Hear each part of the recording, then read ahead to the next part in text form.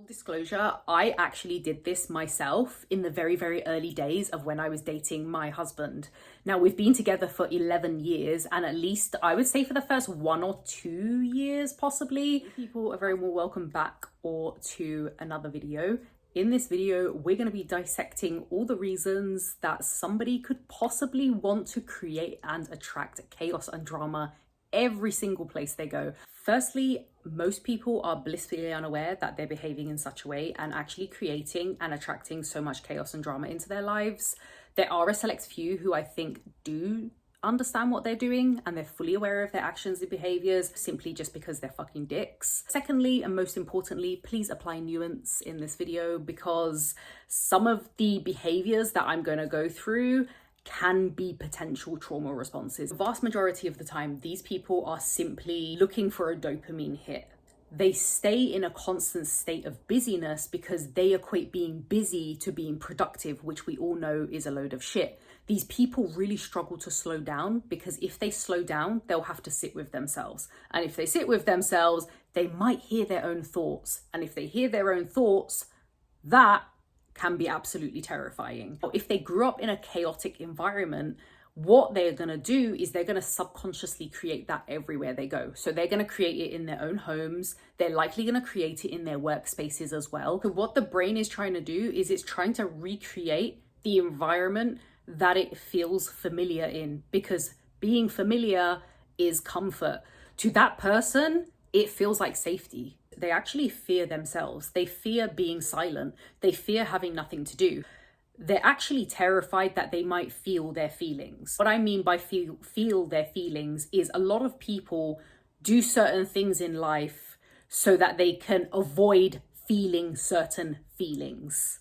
And you'll be so surprised how many people do this and what they actually get involved in and the lengths that they go to actually remove themselves from themselves, and so that they can avoid confronting their own inner demons. It's absolutely no surprise that these people usually have full calendars. Like, they are always somewhere. If you talk to them, they're always out with someone. They're always going to an event somewhere. Every single weekend, they are out doing something because they cannot sit with themselves.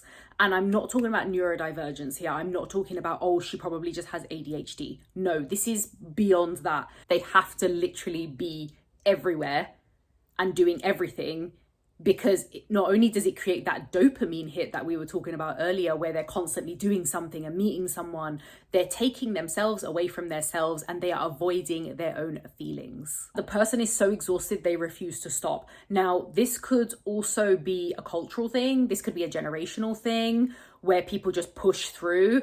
But I mean, these people, if you know one in your life, or you've maybe been this person before, I know I so totally have been this person before.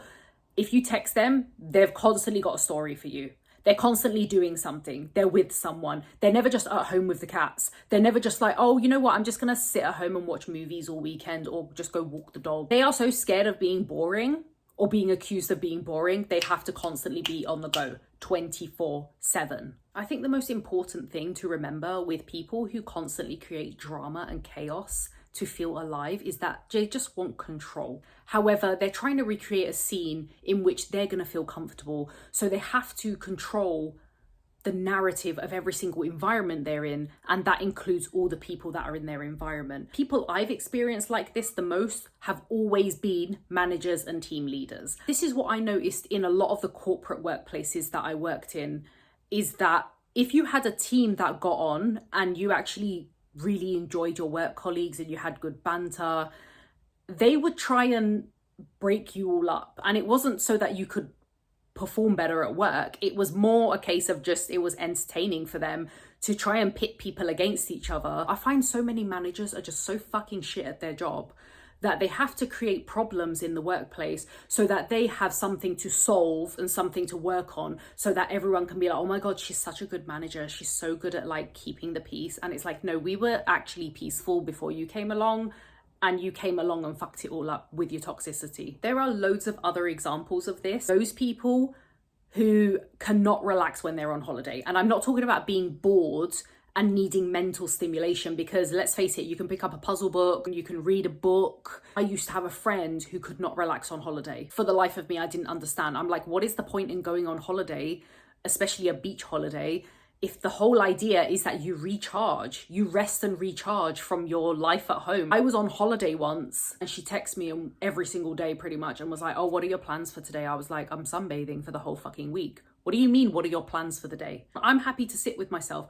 I'm happy to do absolutely nothing. If I do get bored, I'll pick up a book. It's not the end of the world. Another example of this is women who constantly date bad boys. Now, I'm sorry, I didn't really want to bring up this example because some people might be like, oh, it's misogynistic.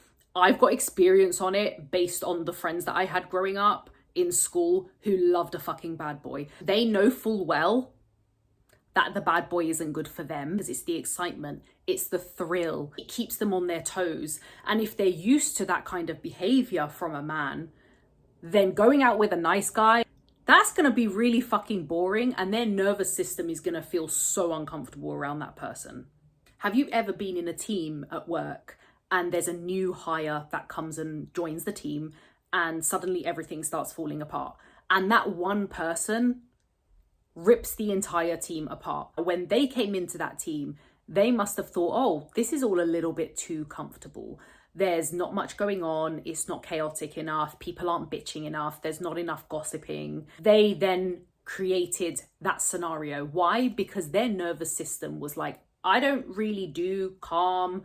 I don't really do non-chaotic environments. Full disclosure, I actually did this myself in the very, very early days of when I was dating my husband. Now, we've been together for 11 years, and at least I would say for the first 1 or 2 years, possibly, he did argue a lot more than usual. We were actually arguing about nothing, and that was because I was the one who was trying to recreate chaos because I didn't understand what it meant to actually have someone in my life who just loved me for being me. And because that was unfamiliar territory for me, I felt uncomfortable. My nervous system was like, something is wrong. This is a red flag. And yet there wasn't actually any red flags with him. He was a walking green flag. I grew up in an environment where there was a lot of arguments. So I was like, well, that's normal for me. It's normal to shout at people. Even my husband says to me, he was like, you were definitely in full sabotage mode. Like you kept trying to sabotage the relationship.